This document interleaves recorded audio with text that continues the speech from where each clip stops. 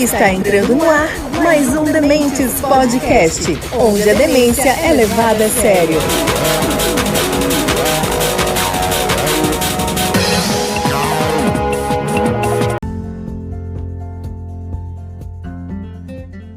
Fala galera, bom dia, tudo bem? Tá começando aqui mais um Dementes Podcast.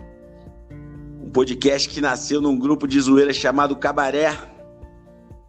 E como a gente batia altos papos lá, a gente resolveu montar um podcast pra gente conversar assim, até porque os outros caras ficavam meio pé da vida com a gente, que a gente postava pouca mulher pelada e falava muito de política. Beleza? Hoje eu tô aqui hoje com o Velk. Tudo bom, Velk? Torcedor do Tricas.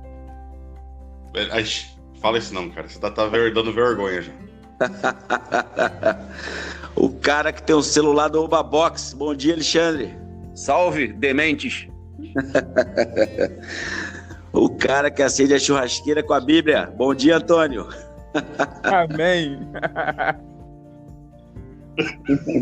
Isso que a gente acabou de falar disso, né? Tá bom. Galera, o Fernando não tá aqui hoje por uma ironia do destino, o cara que sempre defendeu a monarquia, pede a volta da monarquia e virou escravo na própria casa. A mulher dele não deixou ele participar hoje, tá? Então vão ser só nós quatro, tá? Antes eu queria dar uns recados aqui, rapidinho, né? Primeiro, segue a gente lá no Instagram, galera, por favor. E qualquer dúvida, pergunta, qualquer coisa, é só mandar no direct lá, tá? Os cuidados da Elaine, ela que se vira lá para filtrar as coisas lá e passar pra gente. Outra coisa também, a gente tem a vinheta agora. Quero agradecer a Juliana Klaus também, que fez a vinheta pra gente, com uma pegada bem maneira. Anos 80, 90, eu lembrei muito da Armação Ilimitada. Quando eu vi a vinheta, quando ela mandou, eu queria agradecer ela. Ela trabalha com isso aí, quem quiser, cara, só procura nas redes sociais aí, Instagram, Facebook, que ela vai fazer uma vinheta legal pro seu negócio aí. Beleza? Hoje o papo vai ser sobre doutrinação e quem vai puxar o papo sou eu mesmo, tá? Lembrando que muito disso aqui que eu vou falar hoje parte da minha perspectiva, tá? De coisas que eu vivi, de escolas que eu passei, eu estudei em escola católica, de freio, entendeu? Eu peguei a parte final, enquanto eu estava me alfabetizando, eu peguei a parte final da ditadura, então eu tive educação moral e cívica na escola, eu tive que ficar de frente para a bandeira, para tocar o hino todo dia antes de começar a aula, eu tive esse tipo de coisa, tá? Então eu vou falar muito sobre meu ponto de vista e depois a gente vai debater aqui, tá? Não quer dizer que é uma verdade absoluta que eu tô falando aqui, tá? Então vamos lá. Esse tema, ele se tornou presente, não sei se foi de forma orgânica, de forma planejada, eu também não vou entrar nesse esquema aí, tá? E também por isso eu não vou falar de marxismo cultural, da escola de Frankfurt, do papel do Adorno, de Gramsci, isso aí eu não vou falar, tá? Porque eu acho que isso aí é só objeto de uma narrativa, tá? Se você procurar a fundo, às vezes até superficialmente sobre esses assuntos aí, você vai ver que não é bem como se coloca hoje, tá? Então, esse é um assunto que já nasceu meio com cara de papo velho, tá? Mas quem se insurge contra a doutrinação, ele alega que as crianças e os adolescentes estão à mercê de professores malvados, de esquerda, de comunistas que querem transformar seus filhos em Che Guevaras, quer torná-los gays, lésbicas, entendeu? Por aí vai, tem todo tipo de narrativa. Só que isso é uma coisa que eu sempre me questionei, será que as crianças e adolescentes, assim, adolescente eu estou incluindo aqui também, aquele cara que acaba o 2º grau e já entra na faculdade, que apesar de, por causa da idade, do tempo que estudou, já tem ali perto dos seus 18 anos, continua retardado igual um adolescente, né? Então eu estou considerando adolescente também naqueles primeiros anos de faculdade, tá? Você me pergunta, essas pessoas estão sujeitas à doutrinação só na escola e nas faculdades? Ou antes disso também podem estar à mercê de doutrinação, ou depois disso, tá? Eu não sou sociólogo nem filósofo, nem de formação, nem autoproclamado, tá? E eu já vou dar minha resposta. Eu acho que a gente está sujeito antes a uma doutrinação. E eu vou explicar o porquê, tá? Para começar aqui, eu vou trazer a definição de doutrina, tá? A doutrina nada mais é que o conjunto de ideias e fundamentos que são transmitidos e ensinados a outro, Esses fundamentos, eles podem ser filosóficos, políticos, religiosos, econômicos, comportamentais e consumeristas. Tá? Com base nessa conceituação, a gente pode concluir que os primeiros doutrinadores de uma criança são seus pais. Então, os pais passam para os seus filhos seus valores, seus conceitos de vida, né? Colocando assim entre aspas, que se tornam dogmas. Eu sei que dogma está ligado à religião, mas eu vou usar dogma da forma metafórica mesmo. Tá? Eles passam aquela verdade incondicional, indiscutível para aquelas crianças. Tá? E isso ocorre na maioria dos casos. Né? Esses dogmas, tá? E considerando essa definição de doutrina que eu trouxe, tá? Desses dogmas, tá? Eu vou destacar aqui os de cunho religioso e os consumeristas, tá? Porque eu acho que os outros, tanto filosófico, político, econômico, de comportamento, eles seguem nessa esteia desses dois, tá?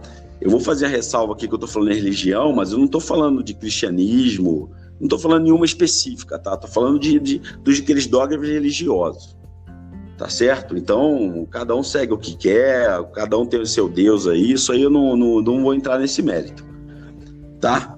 E essa transmissão é feita desde muito cedo para a criança, seja de forma direta, seja de forma indireta. Por exemplo, muitos pais obrigam a criança a frequentar a sua própria religião, sem dar a ela a opção de escolher se quer ou não, ou esperar chegar numa idade para falar, você quer ir comigo, você não quer? Simplesmente levam, tá? E esses pais ensinam no dia a dia também, que a criança, aquela velha máxima, né?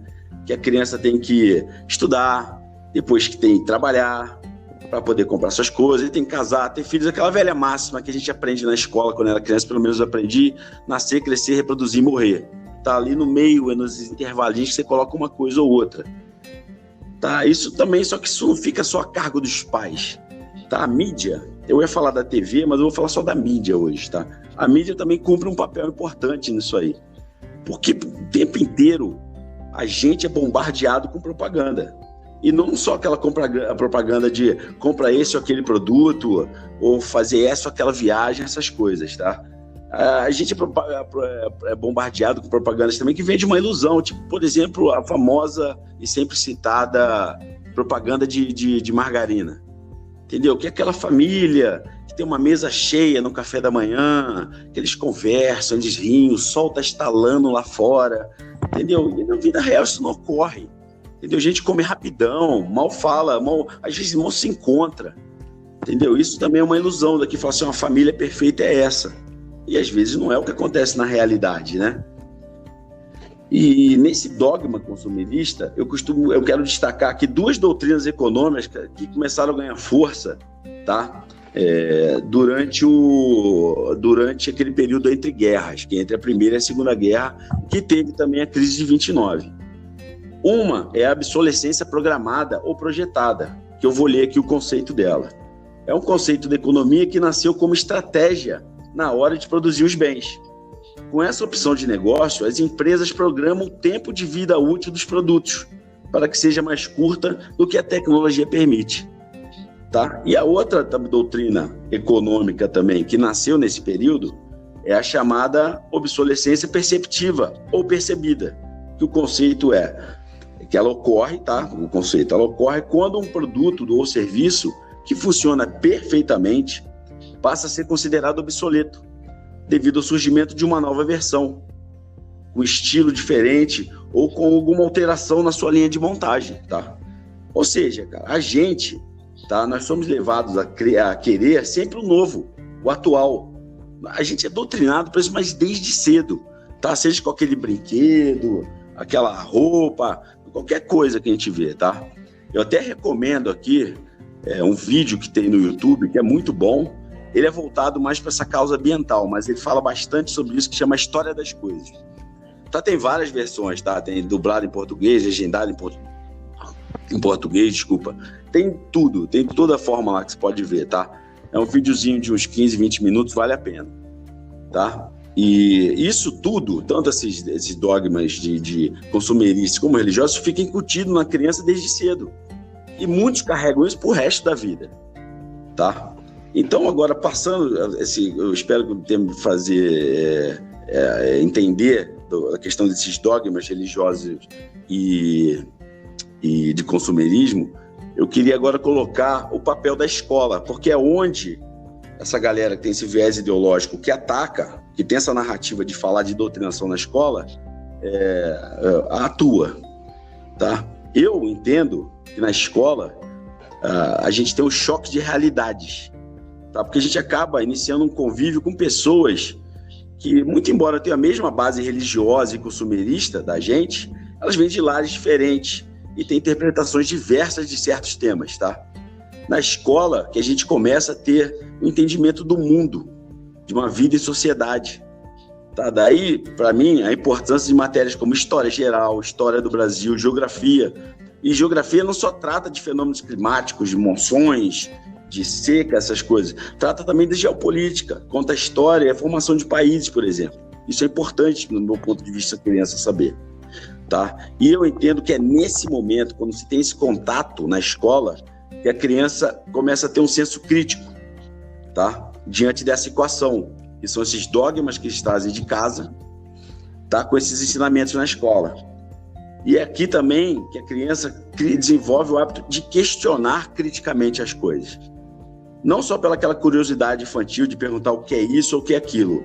A criança passa a perguntar e querer saber o porquê disso e o porquê daquilo, tá? Talvez seja nesse ponto aqui, essencial, que esses detratores da doutrinação da escola mais se incomodem. Tá? É comum ouvir das pessoas que reclamam de doutrinação na escola que as crianças devem apenas aprender a ler, escrever e fazer conta. Entendeu? Não é interessante que essas pessoas tenham um senso crítico.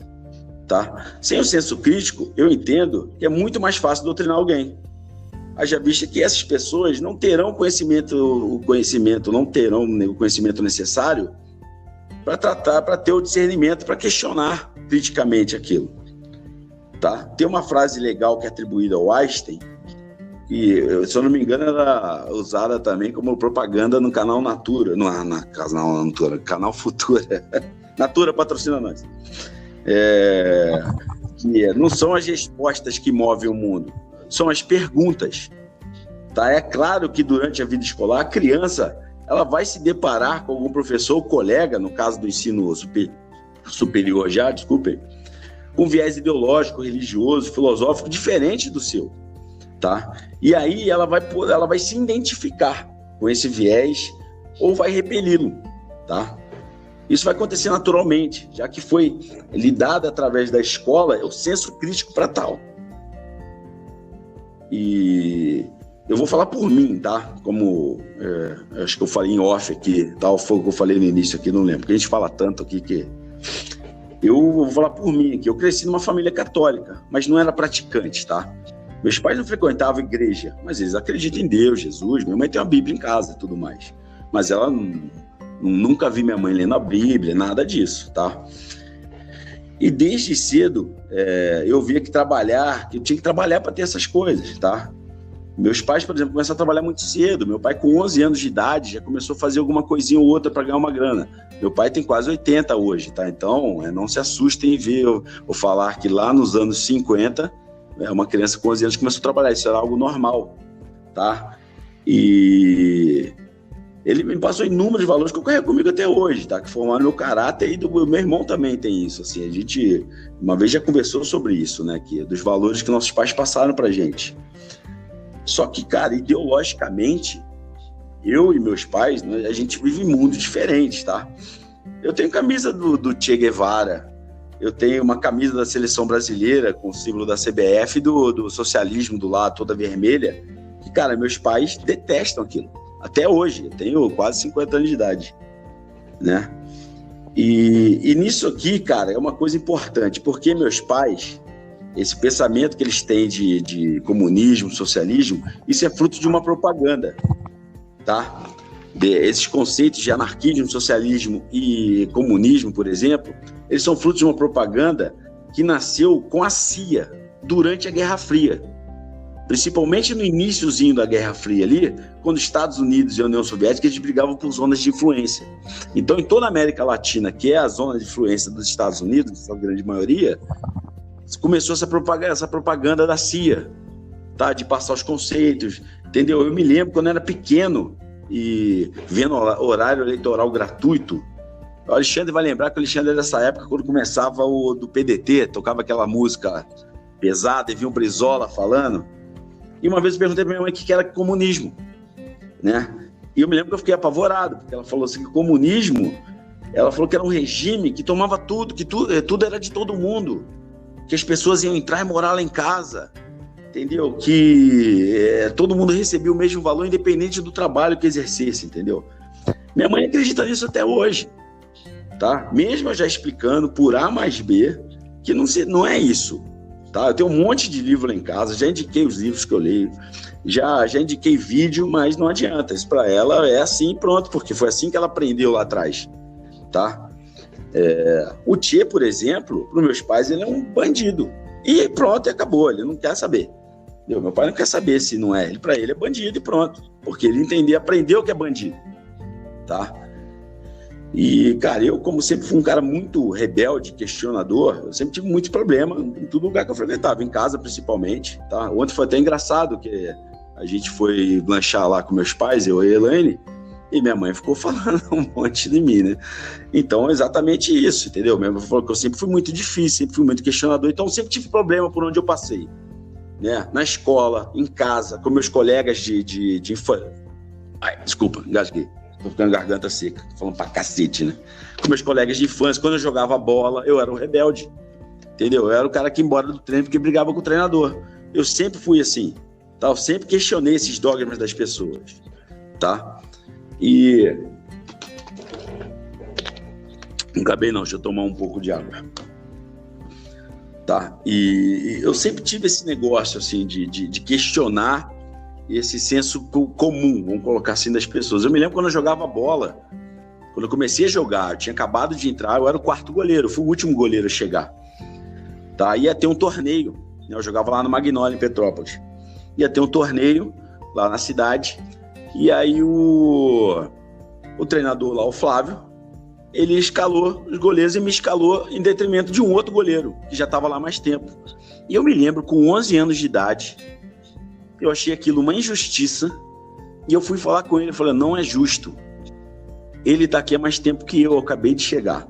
Ele deu os motivos dele lá, ele falou de parte técnica, modéstia à parte, eu era muito bom goleiro, tá? Não quero me gabar aqui, mas ele falou de parte técnica, eu achei aquilo muito errado, mas eu fui, tá? Tanto é que depois, até o Chiquinho saiu do clube e foi para outro, a gente continuou muito amigo naquela época. Mas eu fiz isso muito em decorrência do quê? Dos valores que meus pais me passaram. Eu não vi o Chiquinho como um concorrente, eu vi ele como um companheiro. Eu via ele como um amigo. E eu não achava justo o que tinha acontecido aquilo. Eu falei, porra, ele tá aqui antes.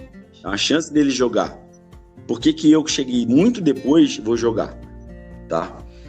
E em relação à religião, essa parte aqui de doutrinária, vamos colocar assim, eu estudei num colégio de freio, dos meus 6 aos 10 anos, tá? Lá em Petrópolis, no Instituto dos Meninos Cantores de Petrópolis, também, que também é conhecido como os Canarinhos, tá? Não sei se existe esse colégio ainda hoje, tá? Mas vocês devem ter ouvido falar muito das Meninas Cantoras de Petrópolis, tá? Mas tinha os meninos, eu até fiz teste para entrar no que todo mundo era obrigado a fazer, né? Ficava, o cara ver se tinha voz, né? E eu tive religião na escola. Eu tive uma matéria, religião, tá? E, cara, na faculdade eu também tive o véu, que a gente estudou mais ou menos na mesma época, o véu que é de um ano antes que eu. A gente teve teologia na escola, porque a gente estudava numa faculdade que era de um instituto adventista. Isso não me tornou religioso, eu não virei católico, nem crente por causa disso. Então, nesse ponto, a escola não me doutrinou, tá? Outra coisa também, eu peguei o final da ditadura nesse período, tá? Somente essa parte dos 6 aos 10 anos. Eu peguei o final. Eu também depois eu fui para um colégio São José, o nome de santo também. Isso é comum em Petrópolis, é tudo Santa, alguma coisa. Eu tive aula de educação moral e cívica. Entendeu? Porque aquilo era algo doutrinário, tá? Por conta do regime. Só que ir ali na escola só me ensinou a ter o quê? Senso crítico. Eu não saí de lá um patriota querendo entrar no exército, por exemplo, tá? Então, cara, só pra já ir finalizando aqui, que eu tô falando pra cacete, nem sei se vocês estão ainda aí, parece que sim, estão marcando aqui. Não sei se estão dormindo, se estiver dormindo, acorda, gente, por favor. Tá? Estamos aqui. Então, cara, eu penso que durante a vida escolar, entendeu? Eu tive professor de tudo que é tipo de viés ideológico também, e religioso. Tá, eu fiz direito, cara. Tá, o que tem de professor meu que é Bolsonaro, não tá no gibi, cara. Sabe, que era fascistão, tinha um monte, cara. Sabe? Eu tive professor juiz, promotor, professor delegado, tive de tudo, tá? Também tive aquele professor bicho grilo. Então isso, cara, ninguém me fez do jeito que eu sou, tá? Eu apenas me identifiquei com algo, entendeu? Durante a faculdade, principalmente, que na faculdade eu penso que é o seguinte, estudar, ele te abre um leque. E ele vai te falar assim, ó, tá aqui, toma aqui esse leque aqui. E você acaba indo se identificando com algo ou outro. Não é levado àquilo. Porque doutrinar para mim, você é levado àquilo. E ali eu falei, não, moleque, eu me identificava. Tanto é que eu tenho muita gente que estudou comigo, desde aquela época já não concordava com as minhas ideias e hoje não concorda muito menos. Tá? E então, o meu ponto é o seguinte, tá? Ninguém me fez ser do jeito que eu sou, tá? Eu sou consequência de tudo que eu aprendi. Desde lá dos meus pais, tendo o senso crítico que a escola me deu e a ideologia com que eu me identifiquei. Tá? Eu acho que a escola, o papel da escola e o que ela exerce, ao contrário do que falam que é a doutrina, a escola, para mim, ela te mostra o mundo. E ali você se localiza. Tá? Quem não quer que a pessoa tenha acesso crítico ou acesso aos mais diversos tipos de leitura é que realmente quer te doutrinar. Repito, aquela história que fala, não, criança tem que aprender a ler, escrever e fazer conta. Entendeu? Porque quem limita as opções, ela quer te doutrinar. Entendeu? Ela quer que você siga aquele caminho idêntico. E ao contrário, quem quer te dar várias opções, ela quer que você pense por si próprio. Tá? Então aqui eu encerro essa introdução gigante. Peço desculpas aos meus colegas e a quem estiver ouvindo. Tá? E eu gostaria de saber de vocês. Tá? Vai ser curioso saber a posicionamento do Antônio sobre isso. Mas eu queria saber de vocês, o que vocês têm a dizer sobre essa questão de doutrinação aí, galera. Galera? Alguém quer falar? Velk? Antônio? Senão eu vou mudar um pouquinho assim, tá meio que na doutrina de educação e religião, né? Tipo assim, esse negócio de doutrina da mídia, pô, o que eles passam, que... Falar um pouquinho de religião, que na Idade Média era a época das trevas, uma coisa horrorosa, era o inferno na terra. Aí quando você vive na Bastilha, quem foi preso na Bastilha? Meia dúzia de pessoas. Um era prostituição, o outro era problema com financeiro, o outro porque matou era 6 pessoas. Mas a imagem que a gente tem da doutrina montada por Hollywood, pela sociedade, é que é uma coisa horrorosa. Mas quando você vai ver, era pouquinha gente. A Espanha, na Inquisição, matou 2 pessoas. Mas, pô, época das trevas. Isso é contra os protestantes, né? Contra o catolicismo, vamos dizer assim. E vai daí, é com vocês. Mas, Alexandre, isso aconteceu, são fatos históricos, cara. A Inquisição... 6 pessoas. Não, 6 pessoas. Qual que é o... A gente pensa que é 50 mil pessoas em máquinas de tortura. Essas máquinas de tortura que eles falam, não existiram. Tem um museu aqui em São Paulo que foi aberto com um negócio de as máquinas de tortura. Aquilo foi invenção agora, não existiu. Iron Maiden, essas coisas, não teve isso. Isso aí foi contra o catolicismo. Eu tô curioso para saber qual que é a sua fonte disso aí. Não, porque aí, porra. Todo o resto diz o contrário. Todo o resto diz o contrário. Então, aí que tá, né? É um trabalho de 3 séculos de porrada em cima. Então, eu não sei, cara.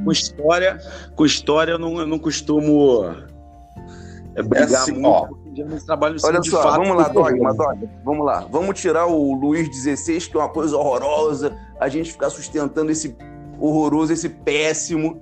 Vamos botar o Napoleão no lugar. Tiraram o cara pra botar o Napoleão 1000 vezes pior. Bem, não foi assim automaticamente, né? Não foi assim. Saiu um, entrou outro. Tem um grande período de história no meio aí. Vamos voltar pro tema do doutrinação. Não, mas eu fiquei curioso aí disso aí que você falou aí. Eu queria saber as fontes disso. Horas de pesquisa para falar fonte. Entendi. Instituto MC. Conhece? Não. Ou Instituto IMR? Instituto Meu C ou Instituto M Meu R? Ele tirou do rabo dele isso aí, cara. Não é possível. Não, aí, pô. Olha, é o que fala palavrão, que coisa. Não, eu poupei, eu falei o rabo só, né? Que cu não tem acento, monossílabo terminado em um não tem acento. Isso é verdade. Desculpa aí. Imagina, relaxa. Não, vamos voltar para a doutrinação, né? Não sei se vocês conhecem eu li um livro uma vez, estou tentando lembrar o nome, você vê que hoje eu estou com a memória daquele jeito, né? Que o cara fala que a adolescência não existia até a Revolução Industrial. Porque ou você era criança ou você era adulto. Não tinha nada no meio. E quando você começou a Revolução Industrial, depois veio as leis para proteger trabalho infantil, coisa e tal, essa massa ficou ociosa, essa massa de adolescentes, vamos falar assim. E não existia escola, porque quem tinha acesso à educação formal era rico, né? Tinha os tutores, tal, não tinha um espaço para você depositar criança. Aí criou sua escola porque esses caras na rua estavam fazendo cagada. Foucault fala, né, que a escola foi feita mais ou menos igual uma prisão. Você pode ver, tem os muros, tem aquela organização, tem o uniforme, coisa e tal. Então, falar que não é uma forma de você doutrinar, você deixar o cara sociável. Só que quem fala de doutrinação, na verdade, fala doutrinação ideológica, ele não é que ele é contra a ideologia, ele é contra a ideologia do outro. Ele quer que, na verdade, que a única ideologia que seja presente é a dele. E você pode ver, geralmente quem define doutrinação ideológica, diz essa ideia, doutrinação ideológica, quer que os filhos estudem em casa. Por quê? Porque eles não querem ter seus valores questionados. E é muito complicado. Meu filho agora tem 9, vai fazer 10. Ele tinha uns 4 anos de idade, ele resolveu ser palmeirense.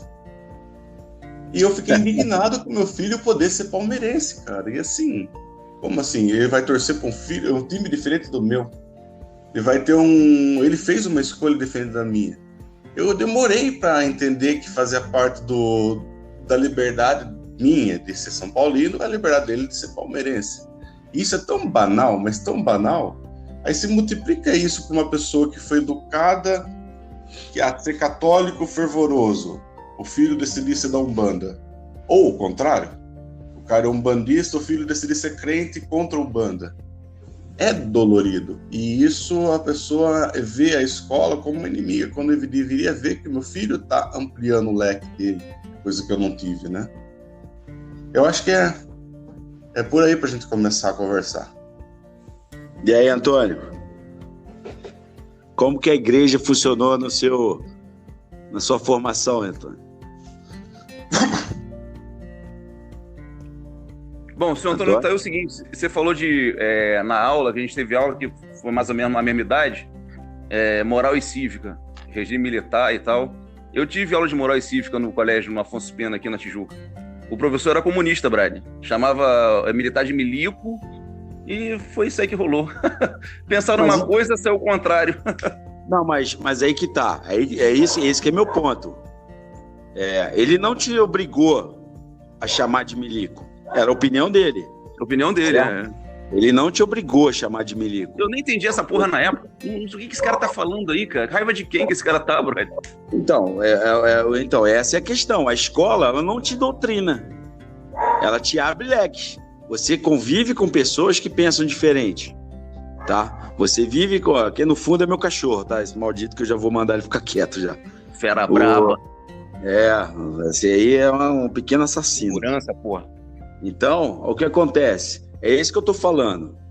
Esse é meu ponto. A escola não te doutrina, porque ela não te doutrinou. Você teve um policial aí, um professor canhoto, que se referia à forma pejorativa que seja aos militares, isso não te tornou um canhoto. Apesar de você ouvir Rage Against the Machine na sua adolescência. Mas Rage Against the Machine, porra. Capitalista, porra. Capistão, pô. Os caras andam de helicóptero, avião particular, super capitalista. Sim, mas peraí, mas nesse ponto aí, Alexandre, então você tá querendo dizer o seguinte, que um cara de esquerda não pode ter dinheiro? Então um cara pobre não pode ser de direita? É isso que você quer dizer? Não, isso aí o comunismo e o capitalismo andam juntos. Você vê a China, né? A China diz que a Rússia errou porque o Marx falou que tinha que passar aquela porra de colheita, né? Feudo, depois pro capitalismo, depois pro comunismo. E a Rússia não passou pelo capitalismo, foi do feudalismo para o comunismo dar certo. Não, foi exatamente. Mas eu posso falar, não foi nem a China que falou isso. Lenin já falou isso. Isso ficou escondido durante anos pelo Stalin. O Lenin falou então, a Rússia... Eu não sabia disso. Então tinha que passar por um período. Tanto que foi esse período daquele plano... Porra, não vou conseguir falar. Que foi de 15 anos. Tá bolado pelo Stalin de desenvolver a União Soviética, no caso. Entendeu por quê? Criou toda uma indústria de base. Tá certo? Mas, puta, não é o tema isso aqui hoje. Antônio, vamos lá. Cadê o Antônio, cara? Tô vendo aqui, pô. Ué, mas tu não tá falando nada? Te chamei, você ficou quieto, porra. Não, pô, Fala, eu ia falar. A gente quer te ouvir. Vocês. Manda ver. Beleza. Então, ó. Bom, eu cresci numa sociedade cristã, né? Católica, né? Também. Estudei numa escola católica. E também peguei essa fase que tinha que ficar na filinha todo dia antes de entrar para a escola, ouvindo o hino nacional inteiro, com a mão no peito, entendeu? E depois que eu entrava na escola, na sala, a gente tinha que fazer a oração do Pai Nosso, né? Porque todo dia era assim, tanto na entrada da sala, quanto também na hora da merenda. Todo mundo. E foi assim até a minha 6ª série. Eu saí de lá e fui para uma outra escola, no caso católica também, mas já não tinha essa questão do hino nacional, né? Aí eu fui até meu 3º ano. Ambas eram públicas. E meus pais eles eram católicos, né? O meu pai é católico ainda, né? Ele é maçom também. Mas eu não sei nada sobre a maçonaria, né? Meu pai, ele nunca dividiu nada, nem antes, né, de eu me tornar... Antes, quando eu era pequeno, né? E nem depois que eu passei a me tornar ateu. Ele nunca dividiu nada. Eu já vi algumas coisas assim, mas ver e não compreender, tecnicamente não vi porra nenhuma. Então, eu sempre tive problema com religião, sempre tive. Quando eu era pequeno, né, meus pais me ensinaram, eu fui batizado, né? E muito de novinho, entre os 10 aos 11, minha mãe me dava dinheiro para eu poder pegar o ônibus e ir até a catequese. Só que era eu e a minha prima. E aí eu ia para casa de um amigo jogar videogame. E eu falava com ela, pô, não conta pra minha mãe não e tal. E aí ela ia pra catequese e eu ia jogar videogame. E aí um belo dia, a minha prima se formou, né? Fez lá a primeira comunhão e eu não fiz nada. E aí falaram pra minha mãe. E aí minha mãe me chamou, né? Me colocou de canto, né? Então, como era o pessoal aí dessa fase anos 80, 90, eu não sei vocês, mas minha mãe me cobria na porrada, meu pai também. Então, qualquer coisa...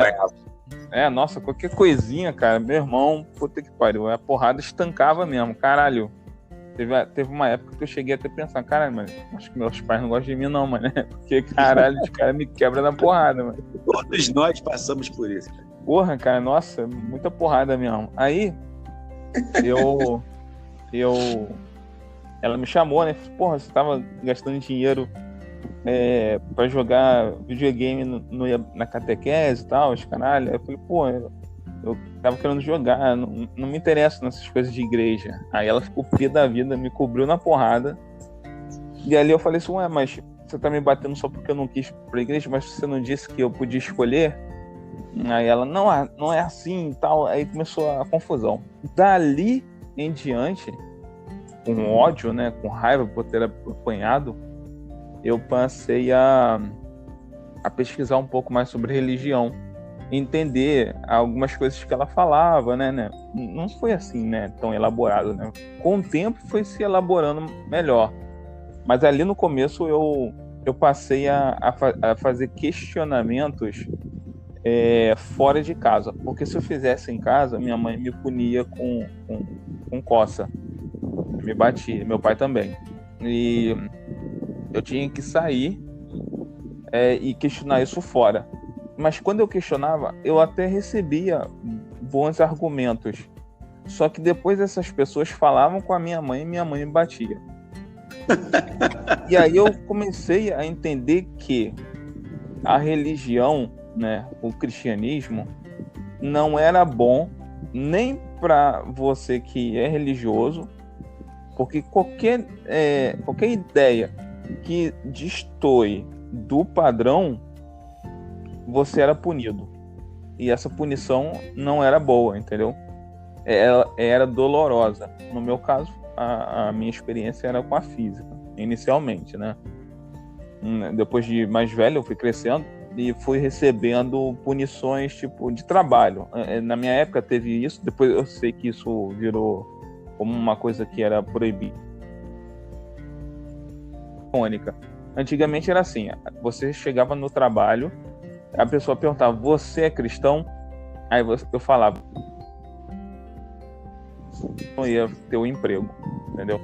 Eu tentei emprego umas 4, 5 vezes dessa forma, e aí a pessoa perguntava, você é cristão? Eu falava, não, eu sou ateu.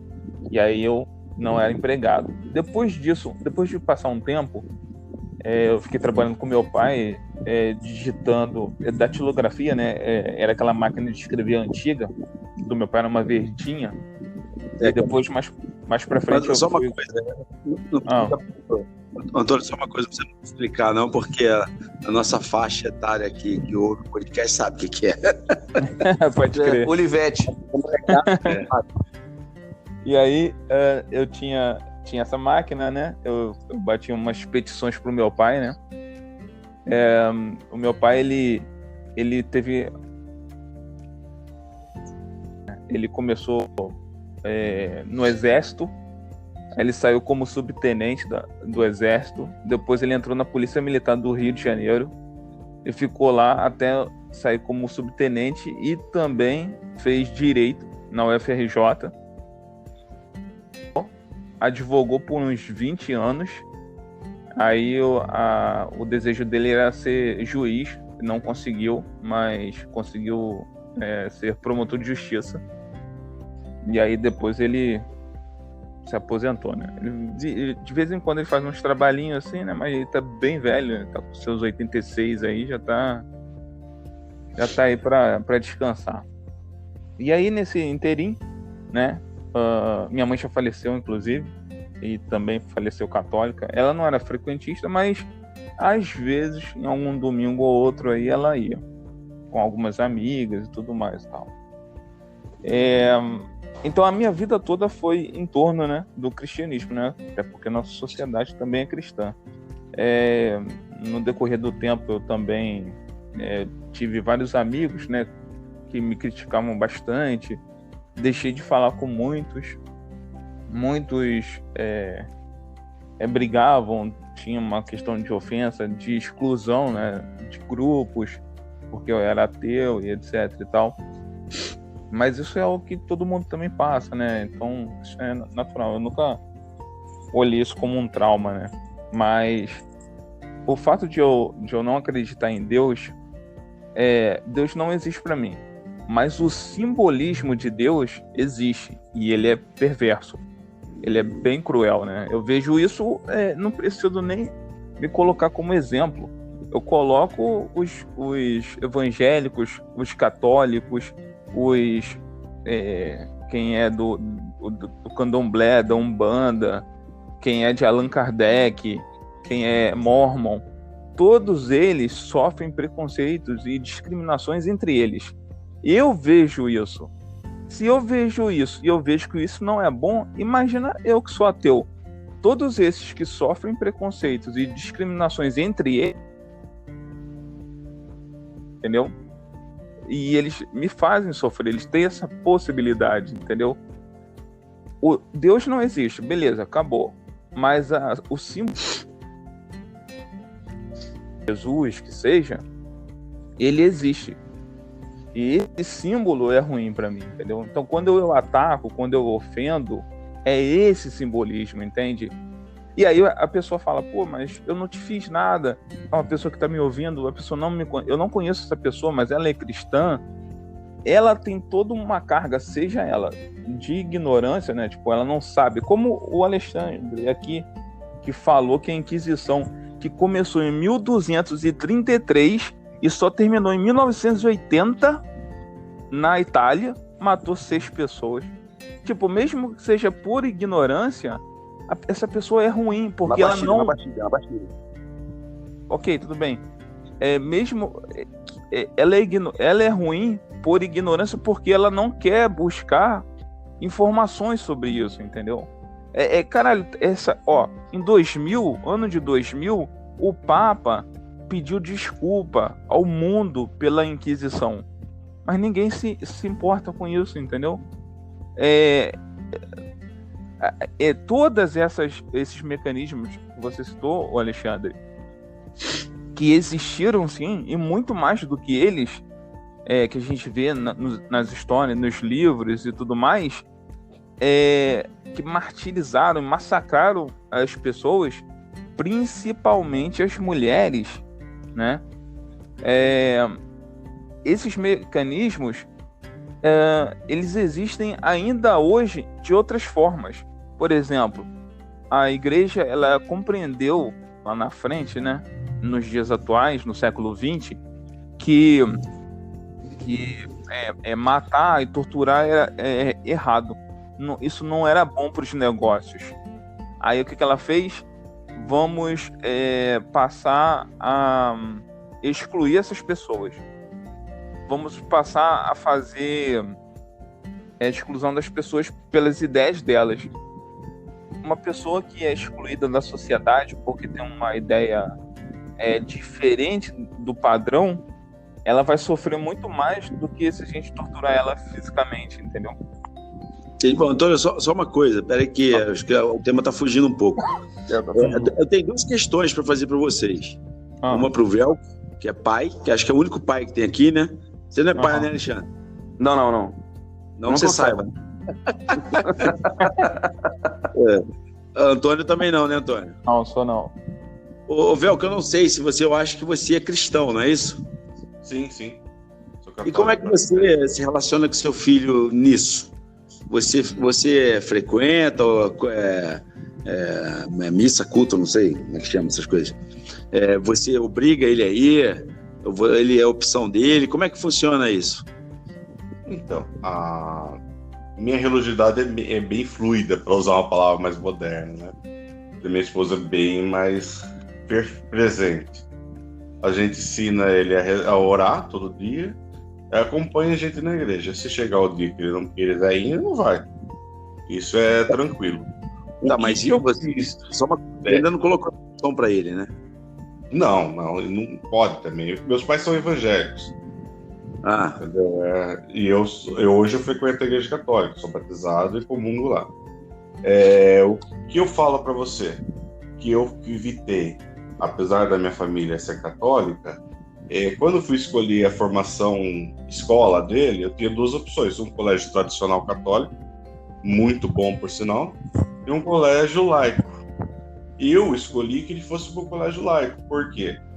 Eu acho que educação não é dogma, né? Educação é fazer o cara pensar.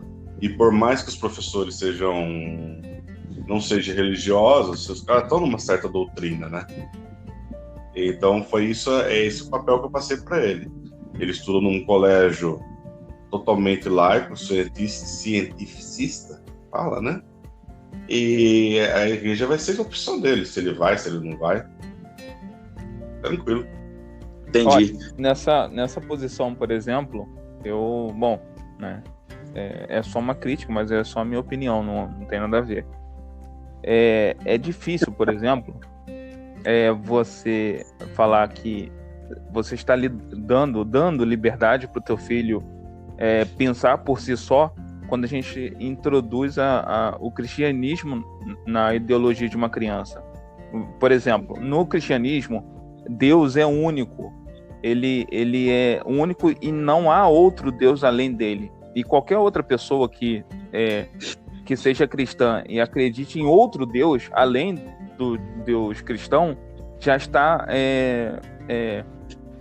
fazendo algo errado, já não está em comunhão com Deus, né? Como diz até uma amiga da minha esposa, fala que está dando legalidade pro demônio, entendeu? Então, tipo assim, quando você introduz uma religião que Deus é único e não há outro Deus além desse, e se já está em descomunhão, né? Sei lá, já está errado, como que vai ser lá na frente? O que ele vai escolher lá na frente se a base dele já foi uma coisa estruturada assim? Aí, calma, aí você pode dar o exemplo que eu tive. Ok, beleza. Pode ser que ele mude. Uma ou em 2, 3 pessoas mude. Mas ele vai ter que lidar com muita carga negativa para poder mudar. Será que ele vai estar disposto? As chances dele mudar é mínima. Quando ele chega lá na frente e ele perceber que ele pode ser rechaçado, olha, na minha época o cancelamento ele existia, mas era bem mínimo. Hoje é muito grande, muito grande. Na época dele, quando ele for adolescente, tipo 15, 16 anos, vai ser muito maior. Você acha que ele vai ter essa chance de mudar diante de uma situação grotesca assim? Então, eu falo para você duas coisas, na verdade, tá? Tanto pode mudar quanto você mudou. Então são 3 coisas, desculpa. A segunda, desculpa. Eu tô contando os números errados aqui, você tá me deixando nervoso. Olha lá. A segunda, depende muito do relacionamento pai e filho, né? Assim como eu sofri que meu filho era palmeirense e não São Paulino, e aprendi com isso que ele tem o direito de ser palmeirense, e eu também não estou comparando ser palmeirense com escolher religião. Sim, claro. Tem coisas diferentes. Mas eu estou aqui para deixar ele uma pessoa feliz e plena. É minha função na vida. Ajudar ele a ser uma pessoa feliz e plena. E se a plenitude dele depender de ser de uma religião diferente da minha, eu, como pai e ser humano evoluído, tenho que apoiar. E a terceira, cada um procura a sua turma, Antônio. Essa é a verdade. Se você se sente mal num grupo porque as pessoas estão te excluindo, você automaticamente vai procurar outro grupo que você se encaixe. Eu acho que a vida é isso. Cada um vai procurar a sua turma. E ele vai achar a turma dele, a turma que ele se sinta bem, aonde ele vai estar se encaixado.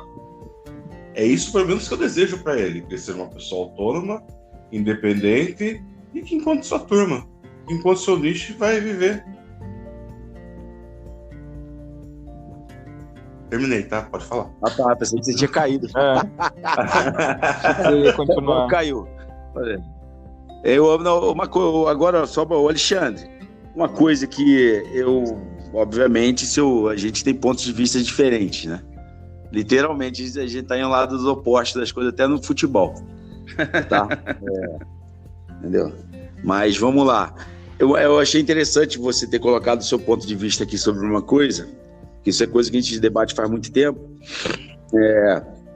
Eu tenho a impressão que é o seguinte: eu acho que eu falo aqui em nome do Velk e do Antônio. Pra gente, você foi doutrinado, até pela sua colocação da Idade Média. Sim. Só que pra você, a gente que é doutrinado. Tô certo? Ah, isso é perfeito, isso é isso mesmo. É doutrina de lados opostos, né? Entendi. Não, mas não é doutrina lá do você. Se você acha que, por exemplo, não tem muito tempo isso. Teve um aluno aqui na academia que ele mais ou menos tinha sua linha de pensamento. E ele uma vez chegou para mim e falou assim: a gente aprendeu história errado na escola. Eu fiquei assim, né? Como assim? Não, ensinaram errado pra gente as coisas. As coisas não são do jeito que aconteceram. Aí falei, porra, não vou entrar nesse tipo de discussão, né, cara? Porque tem discussão fica que muito não amplo, vale a cara? Fica muito amplo. Será que um argentino estudou história igual a gente? Será que um japonês estudou história igual a gente? Aí, pô, fica muito... São outras doutrinas, né? Então, mas é aí que tá. É porque, cara, o que é difícil para eu entender é o seguinte, porque história geralmente trabalha com fatos que aconteceram, que tem como se comprovar, seja por documentos escritos, por pinturas da época, sobre... Tem que ter documento escrito. Tem que ter documento escrito. Tá lá Entendeu? o registro. Então, eu fiquei curioso disso que você falou, das 6 pessoas só na Inquisição. Eu falei, de onde você tirou isso? Eu posso falar assim, vou fazer um silêncio aqui, de repente você corta você pode cortar na edição. Não aprendi, não dou aula de cu não, rapaz. Eu não aprendi essa porra com bunda não, rapaz. Eu não fiquei em biblioteca colorindo livro com lápis de cor não, rapaz. Aprendi na rua, rapaz, na vida, rapaz. Mas como assim? Isso aí você pode cortar na edição. Tá brincando, pô. É o Instituto MR. Instituto Meu Rabo. Porra. Agora, posso falar um pouquinho? Claro, porra. Quem não viu o filme do Rock com Apollo Creed, O Doutrinador? Doutrinação é uma palavra boa, palavra assim de impacto, né? Vou contar a história militar. Um terceiro sargento de 47 anos aceita a ordem de um tenente formado hoje. O cara chegou no primeiro dia de quartel, 22 anos. Ele pega esse subtenente, esse terceiro sargento e fala assim, ó, sargento, monta a tropa, manda arrumar o alojamento. Esse sargento aceita a ordem de um rapaz que tem menos da idade dele. E por que ele faz isso? Pode ser general, pode ser sargento, recruta, porque quando eles eram recrutas, assim, entrou no quartel, recruta, PM, exército, qualquer coisa.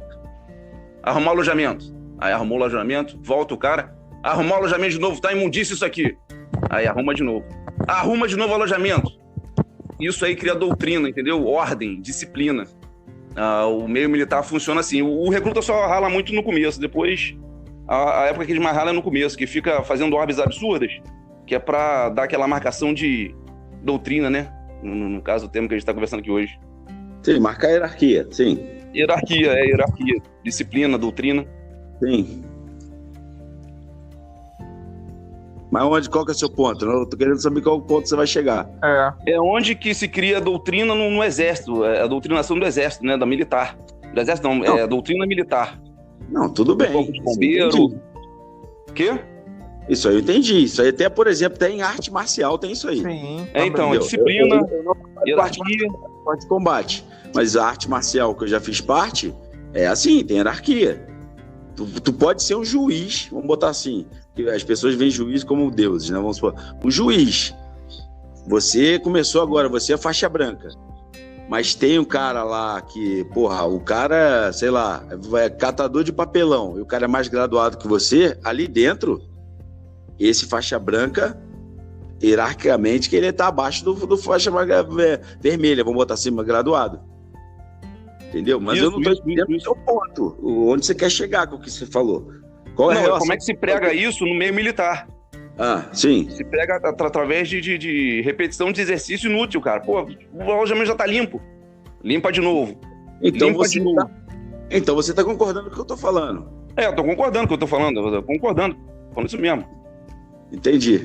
Então você tá discordando de você mesmo, agora concordando comigo? Não, tô concordando. Eu tô falando como isso é feito no meio militar. Eu entendi esse ponto, Alexandre.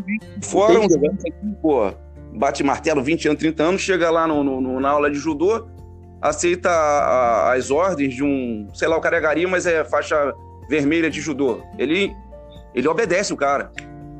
Sim. Mas aí já parte de hierarquia, né? A relação disso com doutrinação. No quartel é mais doutrinação mesmo, é para aprender e entrar nos eixos.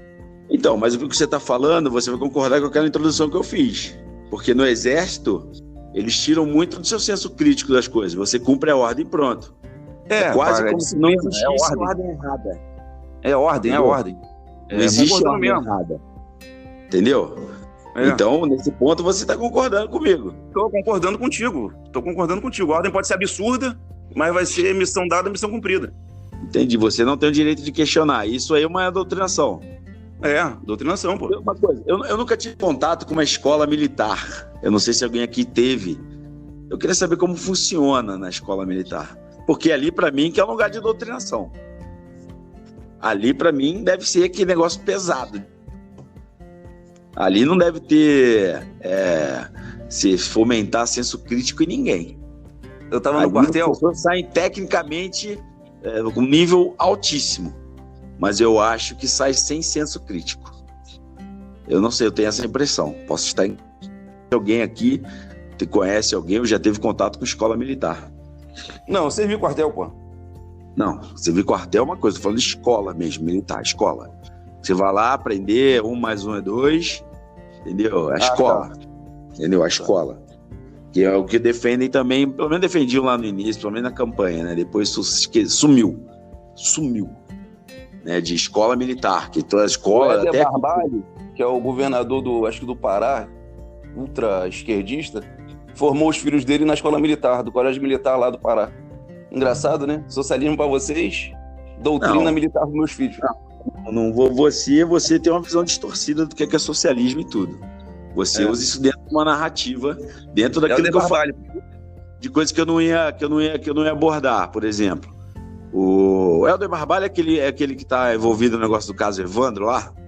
No gabinete dele tem a bandeira de uma foice e um martelo. Do lado da bandeira do Pará. Tá, tudo bem. Mas é que nem uma coisa, vocês usam o conceito, eu tô pesquisando ainda, eu vou falar muito sobre o sufixoísmo.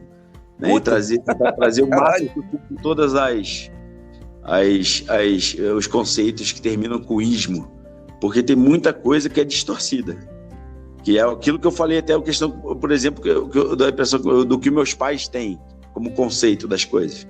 Eu já cansei de falar, não é nada disso. Não estou querendo falar que, não, é assim. Mas não é isso que você fala. E que muita gente fala. Entendeu? Não é isso, não tem nada a ver isso aí que você falou. O cara pode ser socialista e isso não quer dizer que vai falar aquela velha história, socialismo é tudo igual para todo mundo ganha a mesma coisa. É a mesma coisa que tem, por exemplo, eu falei sobre cooperativa de trabalho no final da faculdade. E as pessoas têm a impressão que cooperativa é assim. Você, por exemplo, nós 4 que vamos formar uma cooperativa. Por exemplo, vocês 3 trabalham pra cacete, se matam, trabalham 2 horas por dia. E eu vou ganhar o mesmo que vocês. As pessoas têm essa impressão do socialismo. Isso não tem nada a ver com o socialismo. Mas não é o assunto aqui, tá? Eu não sei se alguém tem mais alguma coisa para acrescentar aí. Se tem alguma coisa, Antônio? Velk, Alexandre? Não, acho que já tá muito longe, já tem 1 hora já, pô. Já, Mais alguma coisa, Antônio? Velk? Não, é só para remeter o que o Alexandre falou assim, o Hugo Chávez era socialista e era militar, né? Se o militar coloca filho em escola, na verdade ele tá sendo até coerente, independente, sei lá.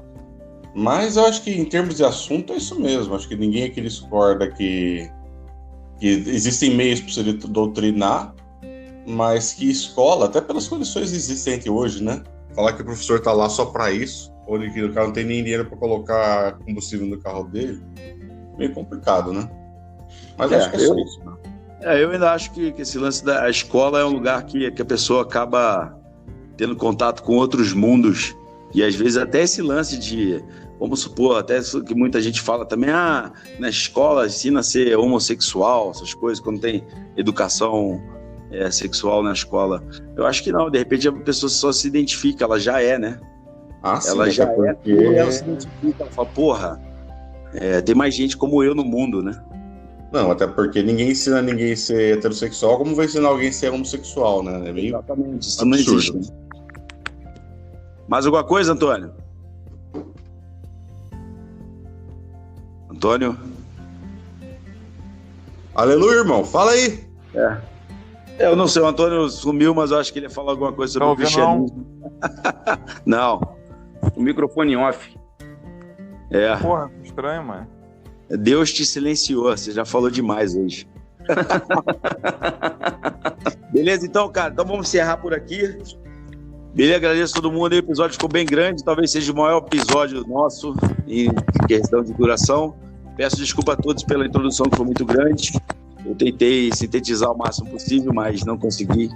Desculpa se eu fui prolixo, tá? Galera, curtam lá a nossa página no Instagram, segue a gente. Quem puder compartilhar os episódios, tá? Estão disponíveis no Spotify e no Google Podcast. Eu agradeço muito. Dicas, dúvidas, sugestão, feedback, xingamento, manda lá no direct do Instagram, tá? Os cuidados da Elaine. Tá? Ela vai responder tudo a vocês lá e a gente vai ficar bem de boa aqui, sem saber de nada. Tá bom, gente? Muito obrigado, um grande abraço a vocês, bom domingo e até o próximo episódio. Valeu. Valeu.